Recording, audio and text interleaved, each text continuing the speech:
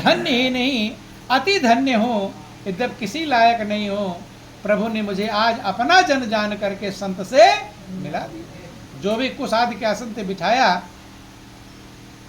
2-4 बातें हुई और रोटियां बना रहा था, पानी बंद हो गया। संत कहते अच्छा भाई मैं चल रहा हूँ, पानी बंद हो गया। भिखारी कहता महाराज मेरा कितना बड़ा सौभाग्य है जो आप पधारे हैं, बिना भोजन कराए आपको जाने नहीं। संत कितना भी कह लिए कि भूख नहीं है अभी भोजन करके आया हूँ, लेकिन भिखारी माना। संत ने विचार किया बिना भोजन कराए जाने नहीं देगा, तो कहते हैं कि लाओ मैं भी कुछ काम करवा लूँ, जल्दी हो जाएगा क्योंकि मुझे देर हो रही। बंधु भिखारी मना करता रहा, लेकिन संत चटनी का सामान लेकर कहाँ पहुंचे? सिलबटने के पास में। और जब चटनी पीसने पहुंचे देखा तो संत तो पहचान गए।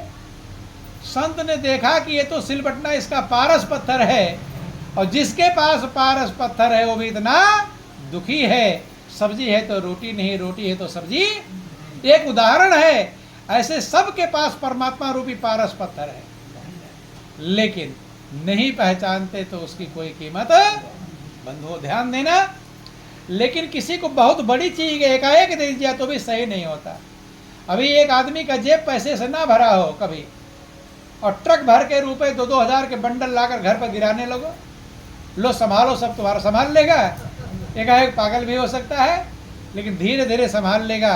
उसका मकान बनवा दो, ट्रैक्टर खरीदवा दो, फैक्ट्री लगवा दो, धीरे धीरे संभाल लेगा।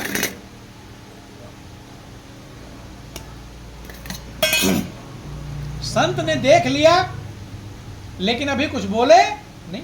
रोटियां खाया, जब चलने लगे तब भिखारी से कहते भाई तुम्हारे पास कोई लोहे का सामान है?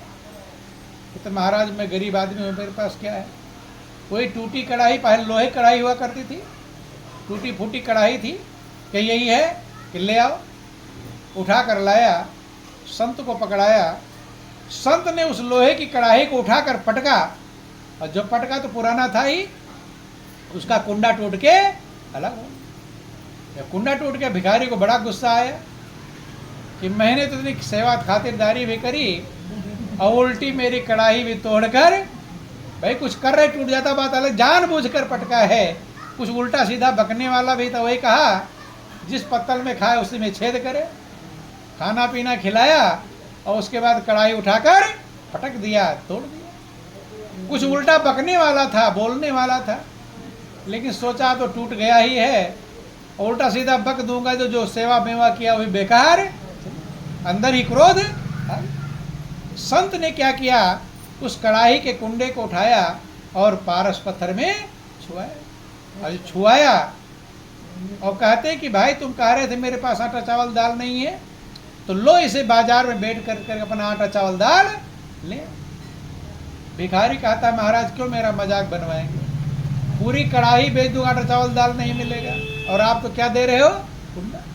संत कहते मिलेगा, ये मेरी जिम्मेदारी है। अगर नहीं मिला, चूंकि उसे क्या पता क्या बन गया। बंधु तुम बगल में सत्संग करने जा रहा हो, मेरे पास आना, मैं तुझे आटा चावल दाल दूं। भिखारी कहा चलो ठीक है। 2-4 दुकानदारों के पास पहुंचा कि इसका मिल जाएगा आटा चावल दाल। अब वो दुकान ही छोटी थी उनकी, उन्होंने विचार किया पूरी दुकान दे दूंगा तो इसकी कीमत अदा कर पाऊंगा। उन्होंने मना कर दिया, इसकी बराबर कीमत मेरे पास। और भिखारी क्या समझा कि कम कीमत का है, इसलिए आटा चावल दाल देने से मना करना। क्योंकि मनुष्य के मन में जो बात रहता है वही जल्दी समझ जाता है। जैसे किसी के प्रति आपके मन में कोई संशय हो तो सही भी कहेगा तो आप गड़बड़ ही समझेंगे। समझेंगे नहीं समझेंगे, मन में वही बात है। बंधु 2-4 दुकानदारों ने मना कर दिया। सोचा एक आध के पास और चलो, नहीं तो चलो संत के पास। कहे थे कि मेरे पास आना, मैं आटा चावल दाल दूंगा। बड़े सेठ के पास का, सेठ जी इसका आटा चावल दाल मिल जाएगा? सेठ ने कहा हाँ मिल जाएगा, रखो। रख दिया। घंटे बीत गए, 2 घंटे बीत गए, 3 घंटे बीत गए। सोचा एक तैयार हुआ, जल्दबाजी करूँगा, अभी मना कर सकता है, इसलिए बैठा ही। 2-3 घंटे जब बीत गए तब सेठ निकला कि भाई तुम्हारे खाने पीने के सामान यहाँ से लेकर उतना जहाँ तक ट्रक खड़े हैं, ये सारे ट्रकों पर तुम्हारा माल लोड हो गया है। अब उधर देख रहा है, उसे क्या पता किसी और को कह रहे होंगे। सेठ कंधा हिलाकर कहता तुम्ही को कह रहा हूँ, तुम्हारा जो माल है वो लोड हो। कहता है सेठ जी क्यों मेरा मजाक बना रहे हो, मैं इतना धनी आदमी, मेरा माल कभी लोड हो सकता है क्या, मेरे तो खाने पीने की व्यवस्थाएं नहीं। सेठ कहते कुंडा तुम्हारा है कहाँ। सेठ समझ गया कि ये पहचानता नहीं। कहाँ से मिला, तो सारी कहानी बताया कैसे मेरे घर से संत आए थे, कैसे उन्होंने कढ़ाई को पटका था, कुंडा टूट के अलग हुआ था। कह रहा मैं इतना जरूर देखा था कि जब इस कुंडे को सिलबटने में छुआए थे तो ये काला से पीला हो गया था। नहीं समझ में आई, लोहा था तो काला था और जो छू गया उसमें तो क्या हो गया, सोना बन गया। अब सेठ समझ गया। सेठ ने कहा तुम गरीब नहीं हो, तुम्हारा जो सिलबटना है वो पारस पत्थर है। क्या है, और तुम इस एरिया के सबसे धनी आदमी हो बंधु।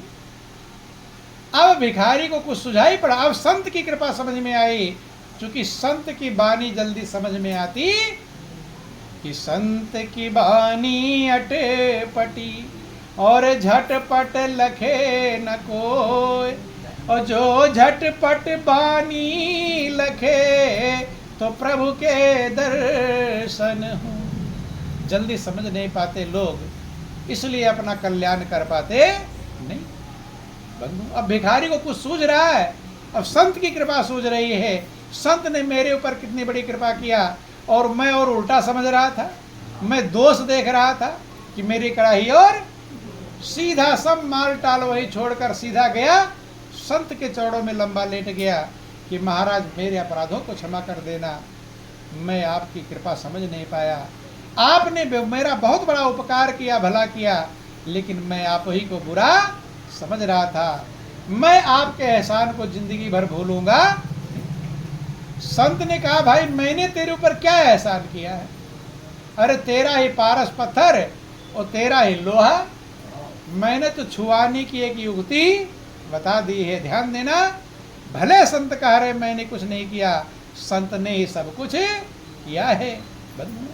कि बड़े बड़ाई ना करे और बड़े न बोले बोल, और रही मैंने हीरा कब कहे लाख टका है मोल। भले संत कह रहे मैंने कुछ नहीं किया, संत ने ही सब कुछ किया है। संत नहीं मिले थे तो भिखारी था, और संत मिल गए तो राजा महाराजा कुछ भी बन जाए, कितना भी लोहा छुआवे तो सोना बनता चला। तो ध्यान देना, ये एक उदाहरण है, ये एक दृष्टांत है, ये हम सबके ऊपर लागू होता है कि हम लोग भी उस भिखारी की तरह है। हम सबके पास पारस पत्थर है। क्या है, वो पारस पत्थर जो उस भिखारी के पास था वो दुनिया का सोना बनाने वाला था, और आपके पास जो परमात्मा रूपी पारस पत्थर है ये लोक और परलोक दोनों का सोना बनाएगा। बनाएगा कि नहीं बनाएगा बंधु।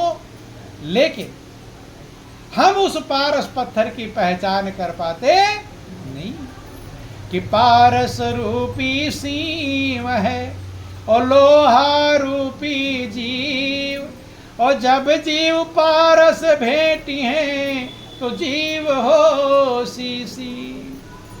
आप लोहे के समान हैं और आपके अंदर जो परमात्मा है वो पारस पत्थर के समान है।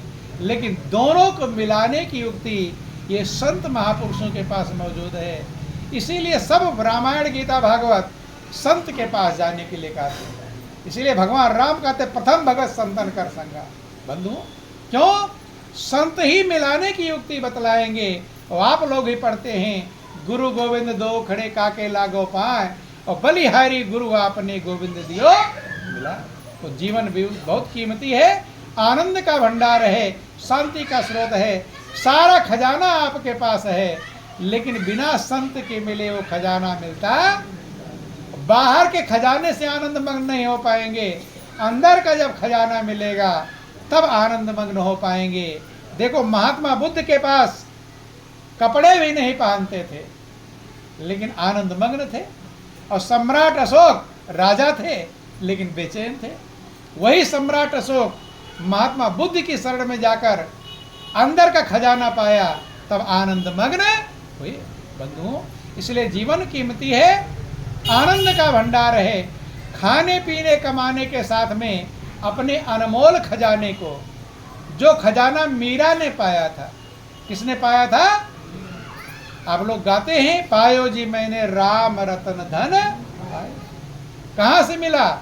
बस तू अमोलक दई मेरे सतगुरु और कृपा करी अपनाए।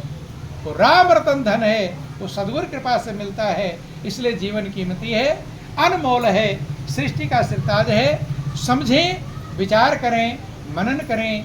अगर आपको संतुष्ट होना है, अगर आपको शांति पाना है, आप आनंद मग्न होना है, तो अपने अंदर ही जाकर आनंद मग्न हो पाओगे। बाहर कभी कोई संतुष्ट हो पाया नहीं।